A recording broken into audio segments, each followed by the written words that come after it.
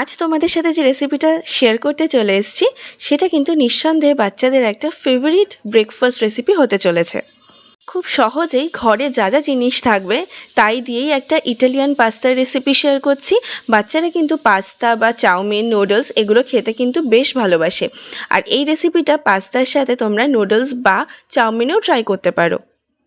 কিছুই না, প্রথমে একটা প্যান গরম করে তার মধ্যে একটু বাটার দিয়েছি। বাটারটা মেল্ট হয়ে যাওয়া অবধি ওয়েট করে তারপর অ্যাড করেছি এতে পেঁয়াজ আর ক্যাপসিকাম। তোমরা চাইলে তোমাদের বাচ্চার ফেভারিট কিছু ভেজিস অ্যাড করতে পারো। তারপর এতে নুন আর গোলমরিচ দিয়ে ভালো মতো সতে করে নিতে হবে। হ্যাঁ, মনে রাখতে হবে এটাকে ওভারকুক করা যাবে না, করলে তাহলে এর যে ক্রাঞ্চিনেসটা সেটা কিন্তু আমাদের রেসিপিতে দরকার, সেটা নষ্ট হয়ে যাবে। ভেজিসগুলো সটে করা হয়ে গেলে তার মধ্যে দুটো ভাইটাল জিনিস অ্যাড করতে হবে, সেটা হচ্ছে পিৎজা পাস্তা সস আর মেয়োনিজ। এখানে আমি মেয়োনিজ ভেজ ইউজ করেছি, তোমরা চাইলে এগও ইউজ করতে পারো। এরপর যেটা অ্যাড করতে হবে সেটা হচ্ছে টমেটো কেচাপ আর অরিগানো।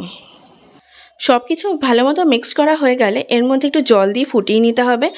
ওই প্রথম ফোঁটাটা ওঠা অবধি ওয়েট করে তার মধ্যে দিতে হবে বয়েল করা পাস্তা। তোমরা যে কোনো শেপ ইউজ করতে পারো, আমি এখানে নর্মাল প্লেন পাস্তা ইউজ করেছি।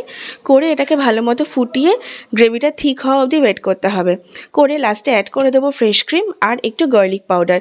তোমরা গার্লিক পাউডার আর ফ্রেশ ক্রিম স্কিপও করতে পারো, এখানে রসুন কুচিও অ্যাড করতে পারো। হ্যাঁ, রসুন বাটা ইউজ করো না, তাহলে কিন্তু এসেন্সটা একটু বেশি উগ্র হয়ে যাবে। ব্যাস রেডি হয়ে গেল আজকে আমাদের রেসিপি। তো চলো ট্রাই করে ফেলো আর কমেন্ট করে ফেলো আমাকে।